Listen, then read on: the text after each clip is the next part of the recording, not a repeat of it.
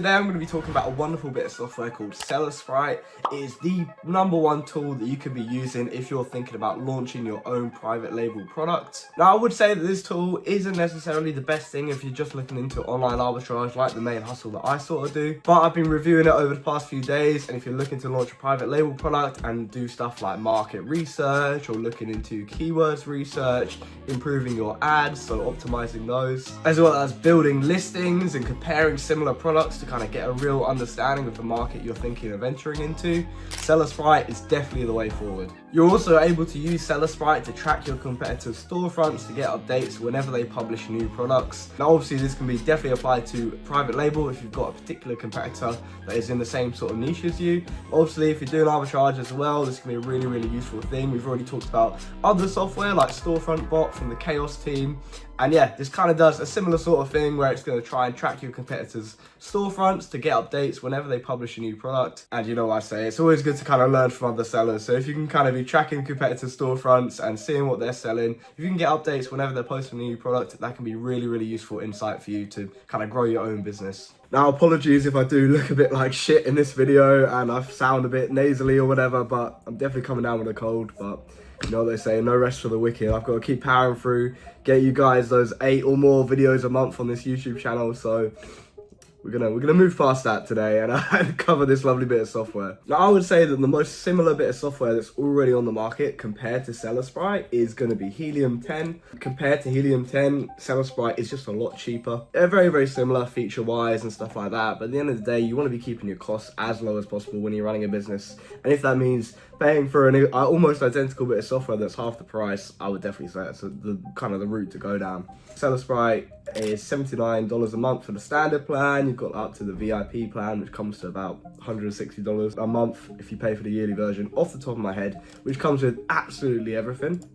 So that would be kind of the equivalent to the diamond plan with Helium 10, and obviously it is that little bit cheaper. And yeah, obviously monthly Helium 10 is almost $300, which is near and on like double what SellerSprite is. So yeah, for that alone, I think it'll be wise to kind of go down this route. But yeah, in terms of features, let's get into it. First up, let's look at the product analysis tools. So from here, you'll be able to get a real understanding for the market that you're going to be entering. You can be looking at what your competitors are selling, how their products are performing. You're going to be able to look up keyword research, so check how certain keywords are performing on Amazon to optimize both your listings as well as potentially optimizing your ads. You're also able to search for patents and trademarks, which can be really useful to avoid any sort of hiccups when it comes to kind of IP. You don't want to be infringing on anyone's trademarks accidentally. So having these tools could literally save your entire business realistically if you've managed to not really do too much research before filing a patent or starting to use a design on Amazon. So I think these tools are super valuable for anyone that's looking to get into private label. So first up, let's have a look at the competitor lookup tool. So we can, for example, type in a brand here and hit search. Straight away, this is going to show you all of the products from that brand or from that seller or anything under an ASIN or a keyword. So for instance, I've just typed in Anchor here as the brand here. So we can see all of Anchor's different products. We can see the amount of revenue each one of their products are doing.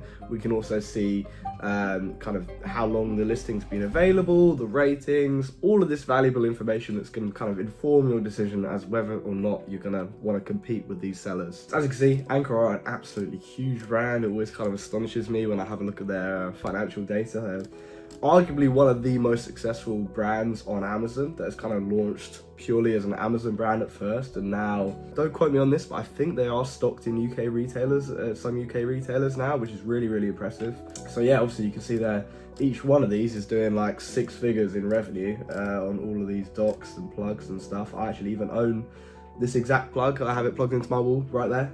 It's a very good plug, however very expensive, but you know. So as well as looking up your competitors, you can also have a look into product research. So this is where you can get really technical with all the filters. I won't dive too much into specific filters as what you kind of wanted to be looking at, but yeah, as you can see, got loads of options to play with, and you can look at it in all sorts of marketplaces, even in places like India and Mexico, where a lot of software tools are usually lacking. For instance, like Keeper and stuff, there's lots of markets where Keeper doesn't operate. You're also able to use their market research tool to see what kind of products are in the niche that you're looking at. And what I really like about this software is they also provide tutorials for each of the features, so you're never going to be kind of clueless as to how to actually use these bits of software. So we have a look at a, for instance, we'll type in cable and have a look at some charger cables, stuff like that. See what comes up. So yeah, we can see that USB cables as a subcategory are the most kind of performing of all the cable related categories, followed up by lightning cables, so like iPhone chargers, cable ties, cable wall clips. You can also look for specific categories, and just in general, if we just do a fresh filter with no kind of keyword selected, we can see the most popular listings in the UK right now in the past 30 days on the most popular subcategories. So we can see here, these are just sorted by the monthly units sold. So we can see number 1, toilet tissues. Not what I would have expected, to be honest, but I guess that's just really popular on Amazon.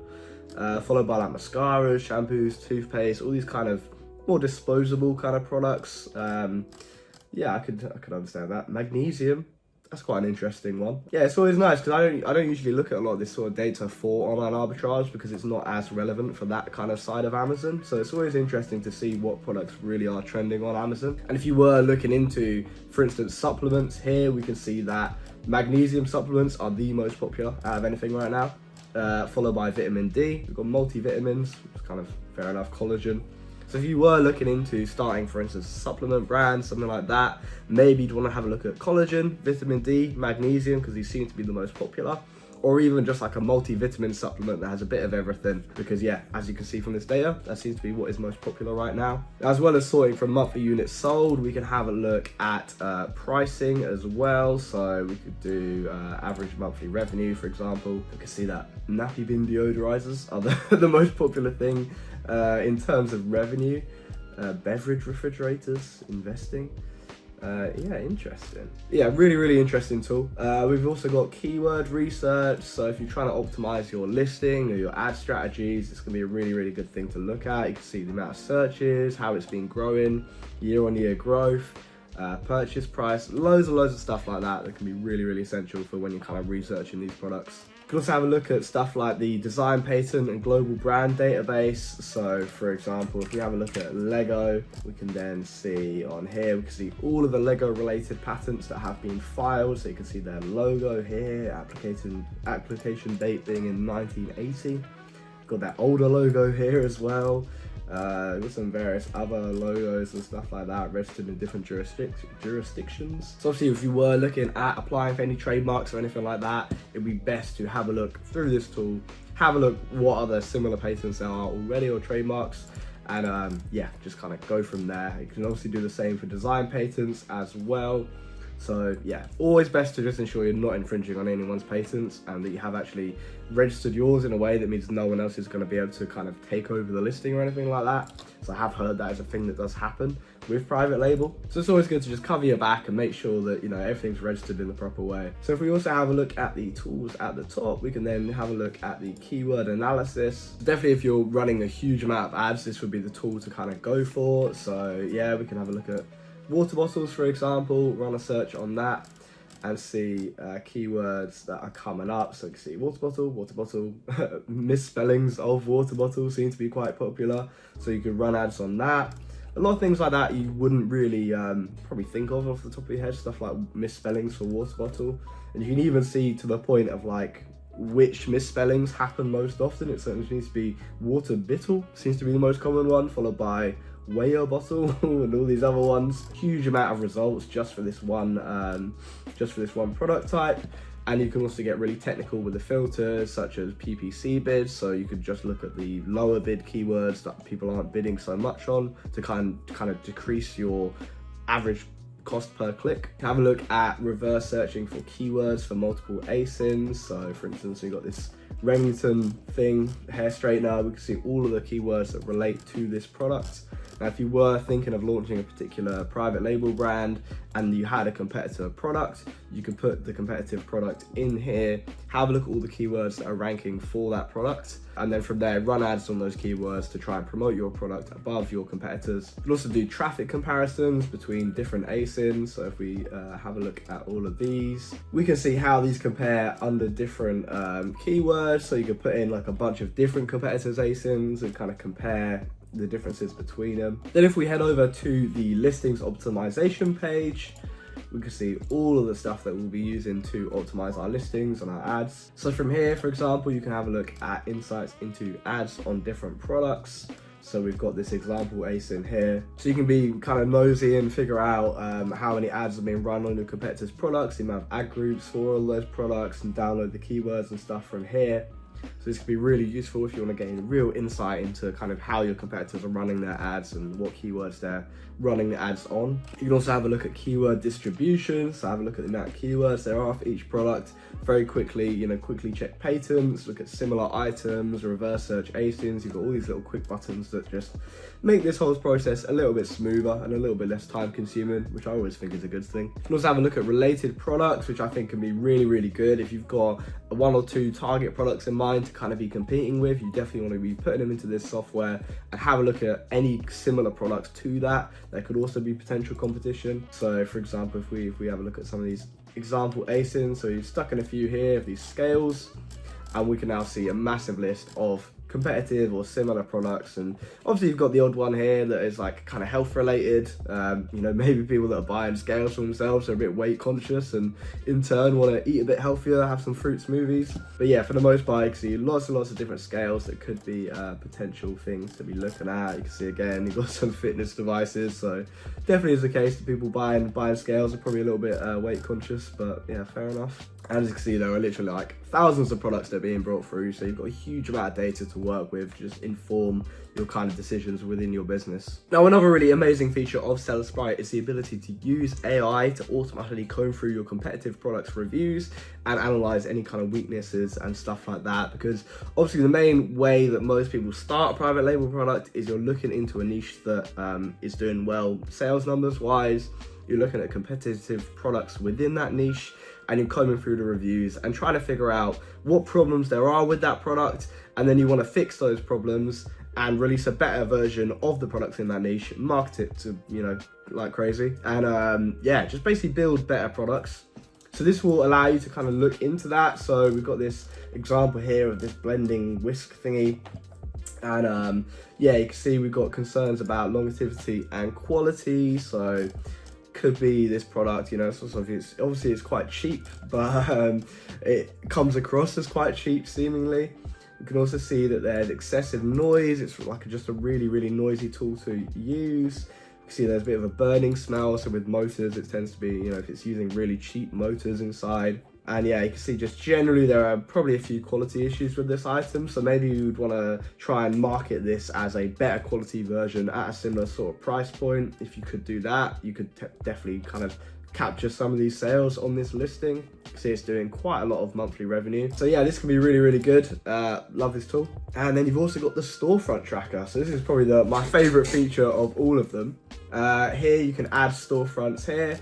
Add in people's seller IDs, and then you can get notified anytime that they list a new product in their store. So about once a day, it will check all of your competitors' storefronts that you have listed there. It will comb through all of their products and flag up any new ones that haven't yet been kind of flagged up to you.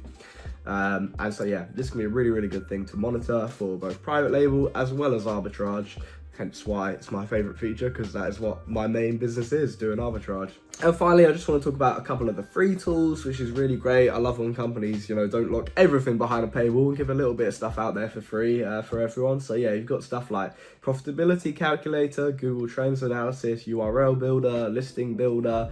This can be really good, the URL builder for like SEO and stuff. It's not a feature I've seen before in other bits of software. But probably the most useful tool for me is going to be the sales estimator. So my gripe with a lot of these sales estimator tools is that PC and video games in the UK, for some reason, none of these tools have this category. So my go-to if SellerAmp SaaS isn't showing me the estimate for a particular category. So there are certain categories where it will just say unknown. I'm guessing because SellerAmp just doesn't have that data for some reason.